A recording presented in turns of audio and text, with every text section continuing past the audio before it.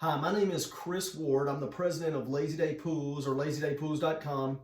And this is the first video in a 10 video series explaining the top 10 biggest mistakes that people make when they are trying to hire a swimming pool builder. So building a swimming pool is a pretty big deal nowadays. It generally costs a lot of money to build a nice in-ground pool. And I wanted to do this series so that you would be better informed on how to make the right decisions during the purchase process. Now, why should you listen to me? I've built over 120 pools, but that's not the main reason you should listen to me. The main reason is that I no longer build pools. So I'm no longer looking to sell you on, I'm not going to try to sell you a new pool. So I can just be honest with you about everything up front and just tell you the truth. So I've broken this down into 10 different videos just to keep each video shorter and more, manageable. But each video I'll go into one of the 10 mistakes that people make when buying pools.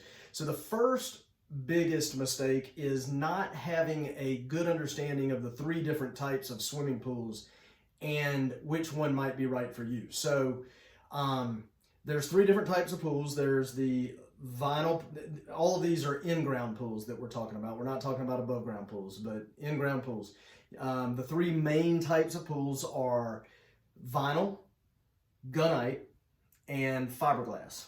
Okay, so I'm going to go over those 3 types of pools and kind of the pros and cons of each one, and that way you'll be able to make a better decision on which pool to purchase for yourself. So vinyl pools are basically made up of steel walls or polymer walls and a vinyl liner that goes over the walls in the bottom of the pool in order to hold the water in the pool.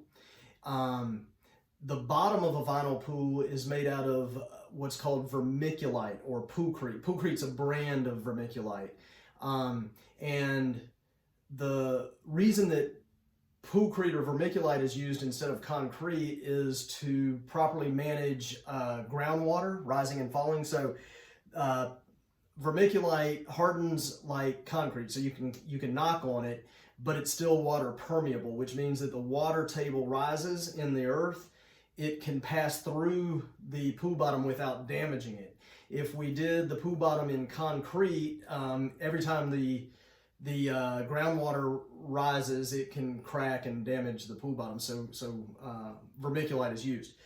That is a vinyl pool. A gunite pool is, and it's pronounced gunite, like a gun, and they use a gun, or sometimes they use a gun in a special mix of concrete to shoot the concrete up onto the walls of the pool. That's why they call it gunite. So it's not specifically a type of concrete. It's the process they use to apply the concrete. So the gunite pool is made of concrete, usually very thick, 10 to 16 inch thick concrete shell on the pool. Inside that shell is what's called an equipotential bonding grid, and it's a steel grid made out of rebar. And that rebar, the hole is dug, the rebar is placed, they spray the concrete onto the rebar, and it forms this really hard, long-lasting pool shell. And on top of the concrete, they put a 1/4 inch to a 1/2 inch thick layer of plaster. That's the finish on the concrete, and that's what you're used to seeing in all the pools. Commercial pools usually have white plaster, like your homeowners association pools, and then private pools will have colored plaster or pebble plaster or glass bead plaster, those types of things. And then the third type is a fiberglass pool. So a fiberglass pool is like a big bathtub shaped in different shapes to look cool, and basically you dig the hole, you use a crane to, a big 18-wheeler brings the tub in to your house. You use a crane to lift it up into the backyard and down into the hole, and that's where you place it, and And so basically that's it. It's like a big bathtub set into the ground. And those have become very popular in recent years.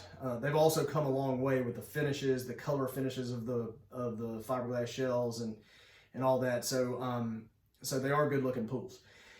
So let's go through each one, kind of the pros and cons. The vinyl pools are generally considered less expensive to build. So that's a good plus. But also the public perception of a vinyl pool is that they are not as high quality pool as a gunite or a fiberglass. Now that's because back in the day they used to build in-ground vinyl pools out of wood, or they would use cheap pool kits to build them, and they wouldn't last very long.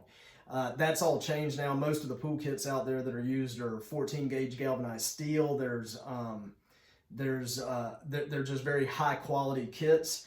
The liners have come a long way. The liners are really good. So vinyl liner pools are much higher quality than they were even 10 years ago. So the public perception isn't necessarily correct, but that is the public perception. And so you need to consider that when thinking about the effect that the pool is going to have on the resale value of your home and things like that. So for example, if you have a $1 million house, I would not suggest installing a vinyl pool. Not because it's a worse pool, but because of the public perception. So the second type of pool, the gunite pool, that has a high public perception. The public perceives gunite pools as being the best, I guess. Fiberglass pools are gaining on that. And the problem with that is a gunite pool, say like a 20 by 40 gunite pool compared to a 20 by 40 vinyl pool, the gunite pool is probably going to run you $15,000 more just because of the materials and the type of labor involved in building a gunite pool as compared to a vinyl pool.